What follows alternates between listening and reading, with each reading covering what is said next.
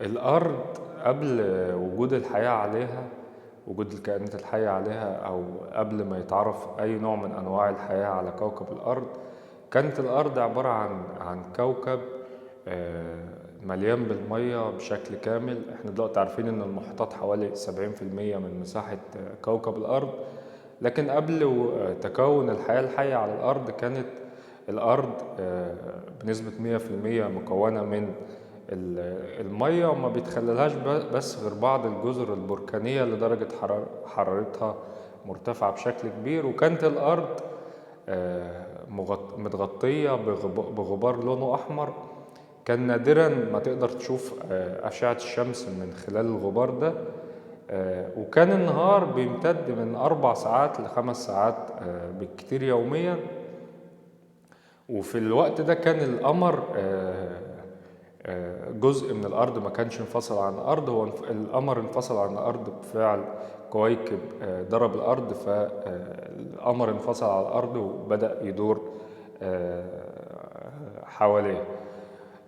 بيعتقد إنه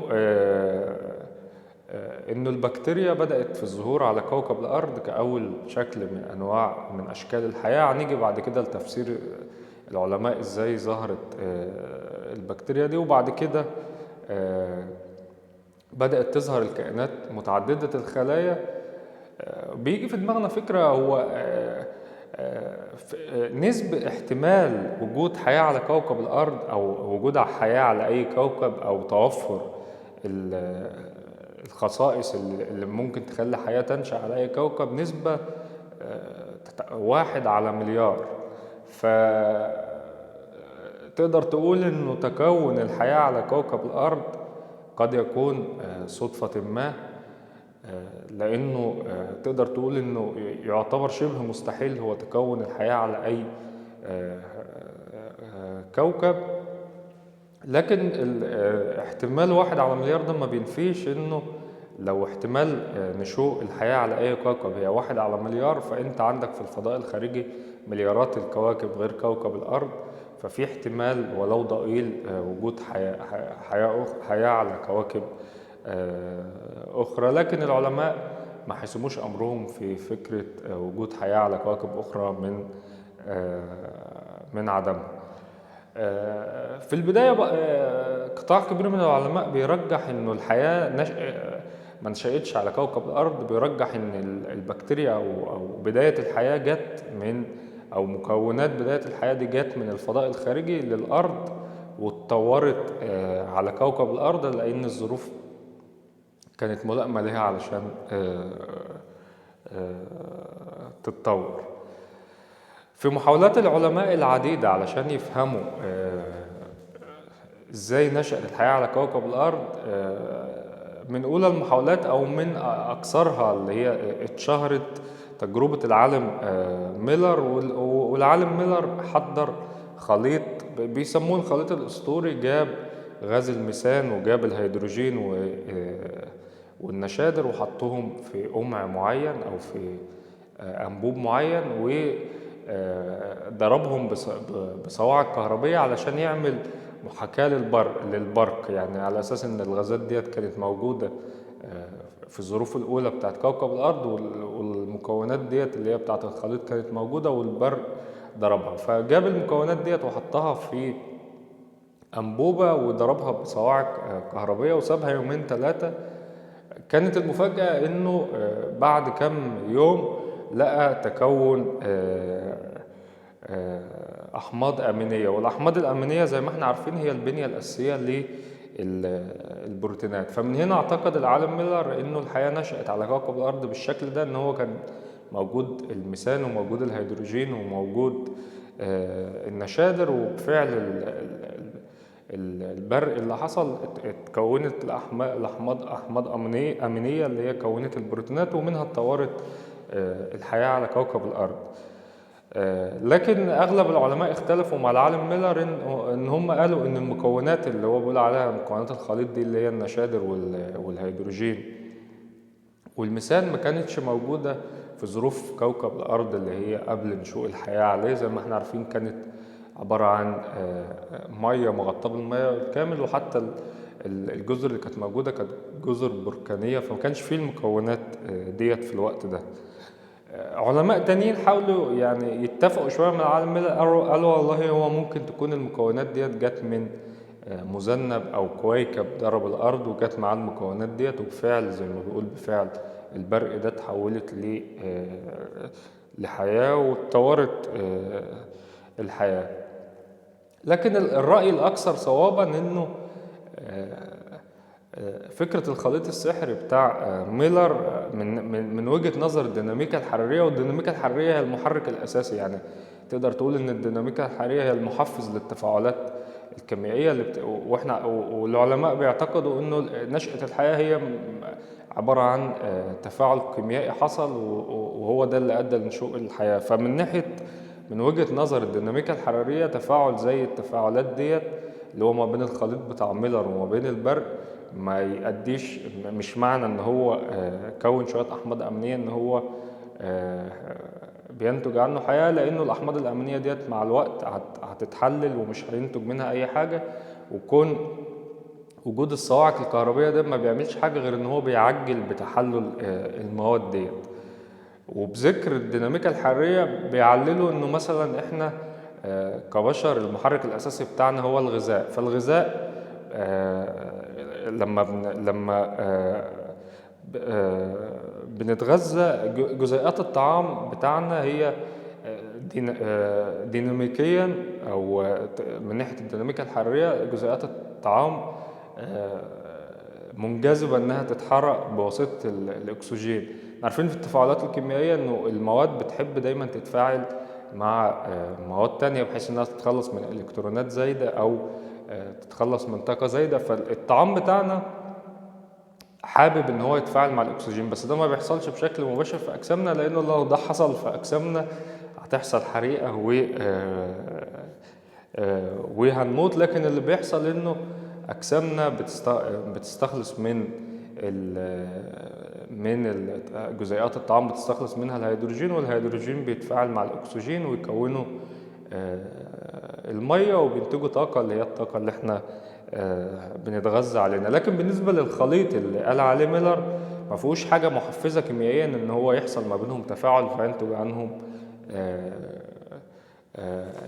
حياه. في محاولة تانية من العلماء برضو لتفسير سبب نشوء الحياة على كوكب الأرض، لقوا إنه في بعض في أخاديد في المحيطات في فوهات، يعني فتحات كده اسمها فتحات حرارية. الفتحات ديت جاية من قاع المحيط وبتمتد فوق لعشرات بل مئات الأمتار. الفتحات ديت بيطلع منها دخان لونه اسود، والدخان الاسود هو مش دخان حقيقي، ده هو مركب كبريتيد الهيدروجين، وبيبدأ يترسب يوميا وتكبر الفوهة، تقعد تكبر لغاية ما في وقت من الأوقات بتنهار الفوهة وبتتلاشى. مش ده موضوعنا إنه لما لقوا الفوهات ديت جنبها في كائنات يعني غريبة شوية ضخمة، وفي تنوع عجيب من الكائنات الحية حوالين الفوهات ديت، واللي بيدعو للاستغراب انه في قاع المحيط في الضغط العالي ومفيش أشعة شمس بتيجي، ان ازاي الكائنات العملاقة ديت تقدر تعيش في جو من ده. وخد بالك كمان ان الفوهات درجة حرارتها عالية لانها جايبة الأبخرة ديت بتتصاعد من تحت من البراكين اللي تحت وبتطلع لفوق، فدرجة حرارتها عالية. فازاي كائنات زي دي قدرت تتعايش في وسط زي ده؟ لقوا في ديدان عملاقة، لقوا ديدان عملاقة ملهاش لا بق ولا فتحة شرج، وما كانوش عارفين هي بتتغذى ازاي. ولقوا جمبري بدون عيون، من غير عيون، ولقوا محار بحر ضخم يعني حجمه كبير. اللي حصل جم بقى يحللوا ايه اللي حصل في الفوهات دي. اللي بيحصل في الفوهات ديت انه في بكتيريا اسمها بكتيريا الكبريت، وديت بتيجي على الغاز المتصاعد اللي هو كبريتيد الهيدروجين، تاخد منه الكبريت وتخرج منه الهيدروجين، والهيدروجين بيتفاعل مع الكربون اللي هو طبعا موجود في مياه المحيطات وبينتج المواد العضوية. والطاقة اللي لازمة للتفاعل دي بتيجي من الهيدروجين اللي هو موجود، من الأكسجين اللي هو موجود برضو في المية. فمن هنا ده مصدر طاقة عالم الفوهات ديت، إن البكتيريا ديت بتتغذى بالطريقة ديت، والكائنات العملاقة اللي موجودة ديت بتتعايش على البكتيريا ديت، بتتغذى على البكتيريا دي. فلقوا إن هو والله دي ممكن تكون برضه هو ده اللي نشأ في بداية الأرض، إن هي دي ممكن تكون نشأة الحياة على كوكب الأرض، ولكن الموضوع ما كانش محسوم. ومن هنا بتاخدنا نقطة برضه لا تقل أهمية، إن هو سر الحركة الدايمة بتاعت الكوكب بتاعنا. الكوكب بتاعنا من فوق، علشان احنا عايشين فوق حاسين إن هو ثابت وما بيتغيرش، لكن الكوكب بتاعنا في حالة دايمة من الحركة. اللي بيحصل إنه الصفائح التكتونية بتتباعد عن بعضها شوية، وفي منها لما يتباعدوا عن بعض في بعض الأوقات في واحدة بتدخل تحت التانية، فبيكونوا جبل مثلا زي دي نظرية تكون الجبال زي جبل إيفرست أو غيره. وبفعل الحركة دي في صخور بتتصاعد من البراكين دي. الصخور ديت بتشبع بمية البحر، بتبدأ تشرب مية البحر وبيحصل تتخللها مية البحر. وفي نظرية بتقول إنه كمية المية اللي موجودة في الصخور البركانية ديت يمكن أكتر من كمية المية اللي موجودة في المحيطات العالم كله. وبعد ما بتتشبع بالمية الصخور دي بتتفتت وتنزل تاني للوشاح تحت، بتسخن تاني ويطلع المية بتاعتها وتبدأ تطلع تاني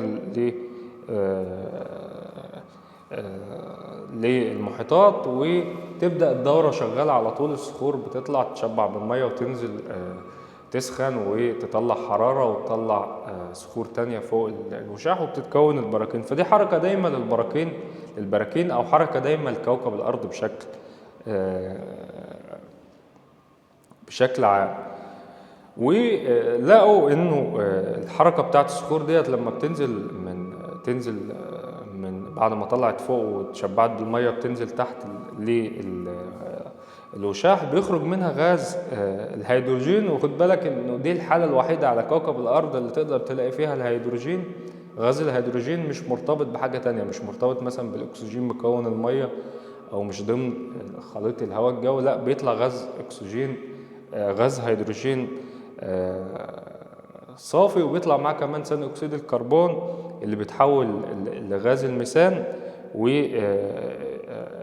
والنيتروجين اللي بتحول لنشادر، والكبريت اللي بتحول لكبريتات الهيدروجين لما بيتفاعل مع الهيدروجين. الغازات ديت لما بتطلع فوق بعد ما الصخور ديت بتسخن تحت، بعد ما تشبعت بالمية فوق وتنزل تسخن تحت، بيطلع الغازات دي من فوق يفضل يصعد لغاية مكان معين فيه، أو مثلا تقول أرضية المحيط، بيكون نوع تاني بقى من الفوهات الحرارية بيسموها فوهات قلوية، لأن الفوهات اللي هي الفوهات السوداء اللي احنا قلنا عليها دي فوهات حمضية، لكن دي فوهات قلوية ومش سوداء لونها، لا مش اسود، لونها لون الصخور، وبتبقى ما هياش مرتفعة بشكل كبير زي الفوهات السمراء، لا دي بتبقى مرتفعة مش بحجم كبير، وبتبقى الفوهة بتاعتها متغطية بصخور صغيرة وكلام من ده. وخد بالك انه الفوهات القلوية دي كانوا نظريا العلماء متوقعين ان لابد ان يكون نوع من الفوهات دي موجود، لكن ما اكتشفوش غير في وقت متأخر. الفوهات القلوية ديت بتمثل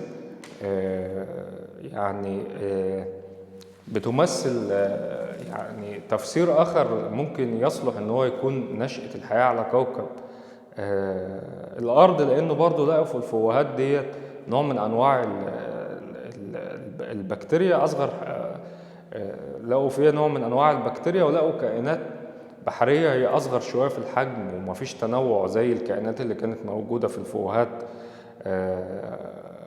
السوداء. وإزاي بقى بتتغذى البكتيريا دي عشان الحياة تنشأ في المنطقة دي؟ بيحصل تفاعل مباشر ما بين الهيدروجين. احنا قلنا بيطلع هيدروجين صافي من الصخور اللي سخنت تحت، وبيتفاعل الهيدروجين مع غاز ثاني اكسيد الكربون، بينتج مكونات عضوية بتتغذى عليها البكتيريا دي، وبتنشأ الحياة. الكائنات البحرية الصغيرة بتبدأ تتعايش مع البكتيريا ديت.